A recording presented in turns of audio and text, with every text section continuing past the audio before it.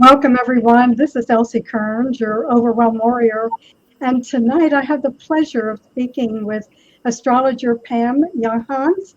And we're going to talk about a number of things connected with 2022. So, Pam, welcome to our little interview this evening. And I want to start out by asking you to tell us about this new moon that begins our new year in Capricorn. Great. Thank you, Elsie. It's great to see you. So yeah, we don't often get a new moon right around New Year's Day. So this is kind of a nice lineup here. Astrologically, a new moon is always a new beginning, and we think of January 1st as being a new beginning. So it's a nice connection.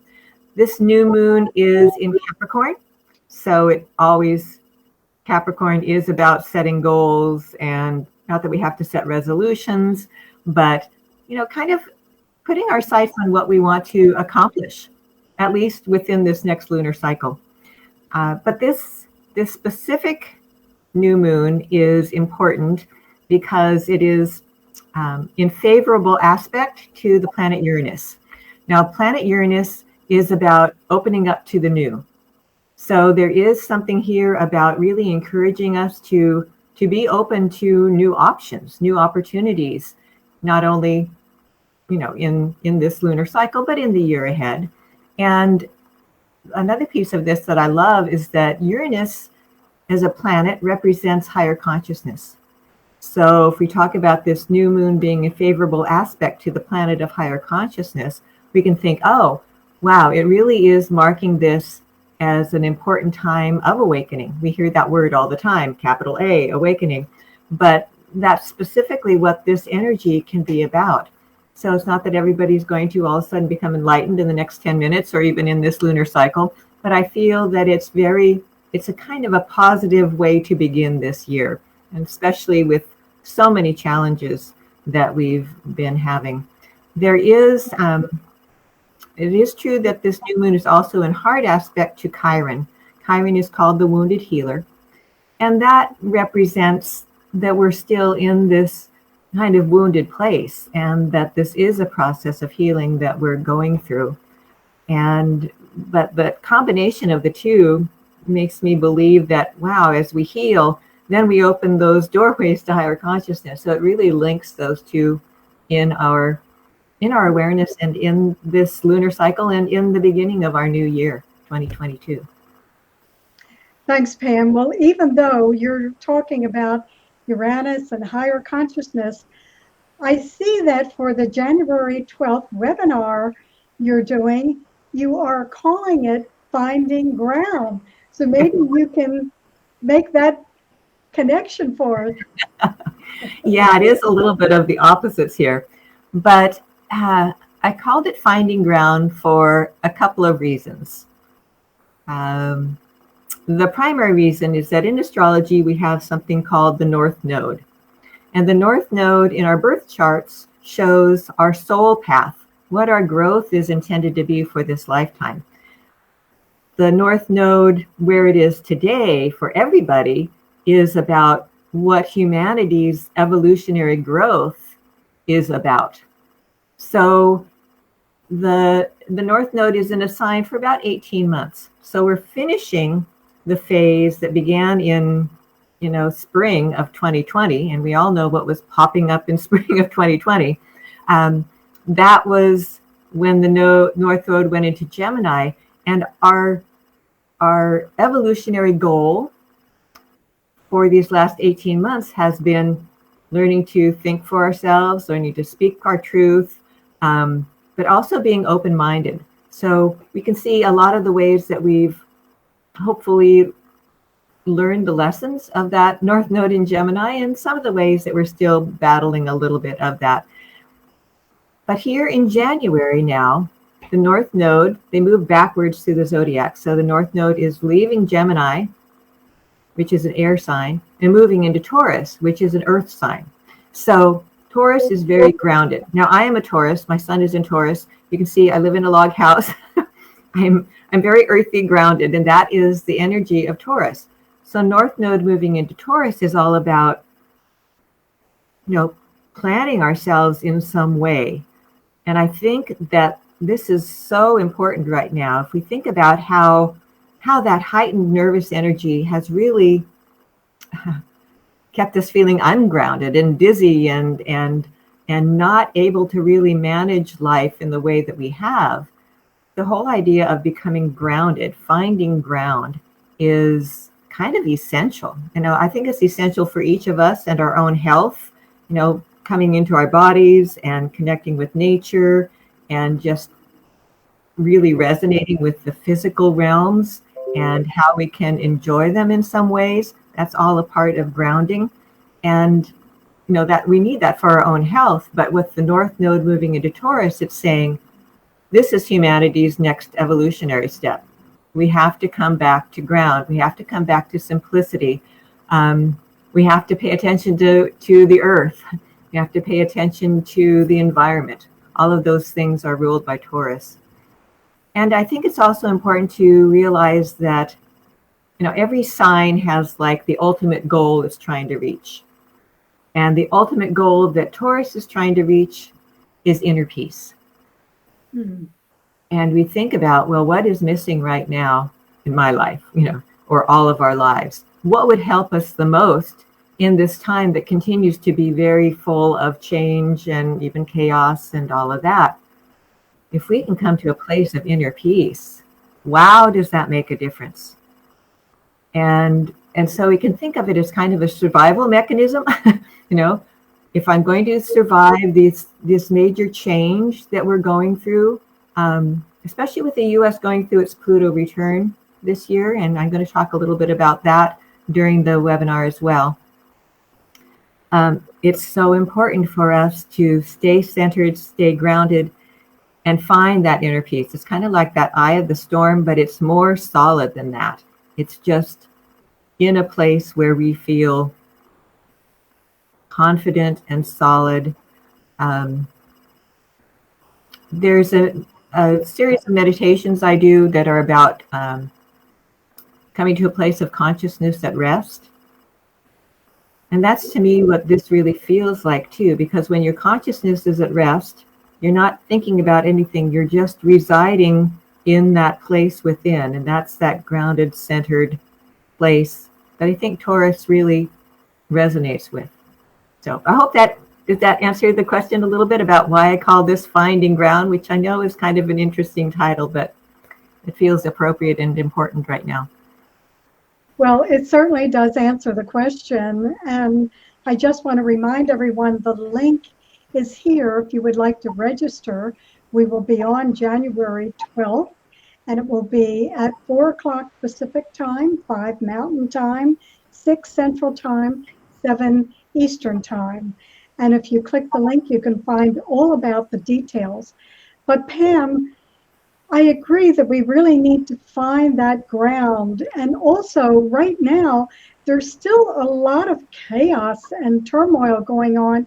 In your journal this week, you spoke about the traveling conjunctions with Venus, Mercury, Pluto. So how that seems to be, again, another conflict with us trying to find ground. Well, it gets a very different energy than finding ground, that's for sure. But it makes it even more important to find ground, because if we don't, we're going to kind of spin out. These traveling conjunctions, Venus with Pluto and Mercury with Pluto. Venus is about relationships and finances and values. Mercury is how we think and how we communicate, how we travel. And Pluto is this really, it's a catalytic energy, and it often corresponds with disruption, things being in upheaval in many ways. And so it's so interesting that with the first actual Pluto conjunction to Mercury, which was on December 30th, look at all the chaos with the airlines and all of the flights being canceled and all of that happening. Now, in the background, we also had the last Saturn-Uranus square right before Christmas. And that's all about, disruption to what we consider to be stable in our lives. So there's really an overlap of a lot of energies right now that are going to be playing out for a while. The Venus-Pluto traveling conjunction is in effect for like 3 months, from early December through early March. And so that is, a time of perhaps big changes in relationships, getting us to come to truth about something about our values. And of course, there can also be that financial piece of it that's woven into it. And then the Mercury Pluto traveling conjunction is in effect from late December through late February, so 2-month period. And that can have all kinds of ramifications. Yes, it corresponds with the snafus in travel and communications. But there's also always a piece with Pluto of something being revealed that hasn't been seen before. And so, maybe we're finding that in relationships with Pluto conjunct Venus, that things are being revealed within relationships that we hadn't seen before. And then with Mercury, it's like, information coming up that we hadn't known before. Secrets being revealed. That's always the big Pluto Mercury thing. Oh, secrets are going to be revealed. But I think information is meant to come forward now that hasn't been, hidden purposefully necessarily, but new information that's going to change how we go forward from here. And all of this is woven into, all of this is global. So all of us are experiencing this. But the US is having its first Pluto return. It takes Pluto 248-ish years, somewhere like that, somewhere in there, to go all the way around the zodiac. So every country has its first Pluto return at 245 years or something. So that's what the US is having this year. And the first pass of it is in February. So in the middle of all of this information, values, upheaval stuff, the US is really woven into all of this picture. And it'll be interesting to see how the country itself gets reinvented in some way. It's repeating some of the themes that the country was birthed under. And anyway, I'm going to talk more about that on the webinar too, but you got me going, so I'm just going to keep talking. Yes. Well, I just want to mention, I want to thank Pilar, Katie, Diane, Kathy, and all for joining us, making some comments here. And I just want to remind everyone that once you sign up, your confirmation email and all other information will come from Eventbrite. And you can pay by check or credit card. And if you have any problems, you can call me. I am handling that for Pam. So if you have trouble registering or any questions at all, and we will have our webinar on Zoom, which will then be recorded, both the video and the audio. And Pam is going to do calendars up for us in advance. So you'll be able to have those in front of you and notice what days are going to be firework days, so to speak. Pam, would you mention about your weekly journal and how people can sign up for that? Because that's free. Yeah, so I do write a weekly forecast. I call it the North Point Journal. My business, North Point Astrology. And so I just look at the astrological themes that are coming up in the week ahead. I write it on Sundays. It covers Monday through the following Sunday. I get that posted on my website, but I also send it out to a subscribers list, and it is free. So if you want to sign up for it, the easiest way is to go to my website, which is northpointastrology.com. And there is a North Point Journal page on the site. And if you click on that, there is a little registration form that you can fill out. And so please sign up if you're interested. And if you have any problems with that, just shoot me an email. And I'd love to have you join in. Okay, everyone, I just want to remind you that we'll be on Thursday, January 12th. Oh, it's Wednesday. I'm sorry, Wednesday, January 12th. Thank you, Pam. Little Mercury there. January Exactly. 12th. And we will be on again from 4 o'clock Pacific time, 5 Mountain time, 6 Central time, and 7 Eastern time. So again, if you have any questions or trouble, please contact me. I'm happy to help you get registered or answer any questions that you might have.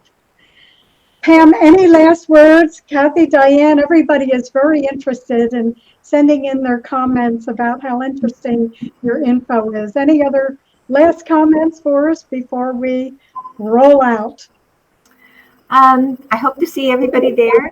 They're always fun things to do because, we get to see everybody on the Zoom panel, which is a lot of fun. And yeah, I don't think we've mentioned this first. I'm doing 3 classes a year. This first class is going to cover January through April. Mm-hmm. And so when you sign up, I have to get these calendars to Elsie. But as soon as I do, she'll be sending them out to everybody who's registered. And these calendars show the aspects that I'll be talking about, and then you can use them for note-taking during the class. Thanks, Pam. And as soon as you sign up with Eventbrite, you will receive a confirmation email. So if you don't receive that, let me know, contact me right away, and I'll check it out for you. Okay, we hope to see you Wednesday, January 12th to join us. And as Pam said, this webinar is for everyone. You don't have to be an astrologer to benefit and learn about what is going on between January and April of 2022. Thanks everyone for joining us. This is Elsie Kerns, your Overwhelm Warrior, and we will see you January 12th. Thank you, Elsie. You're welcome.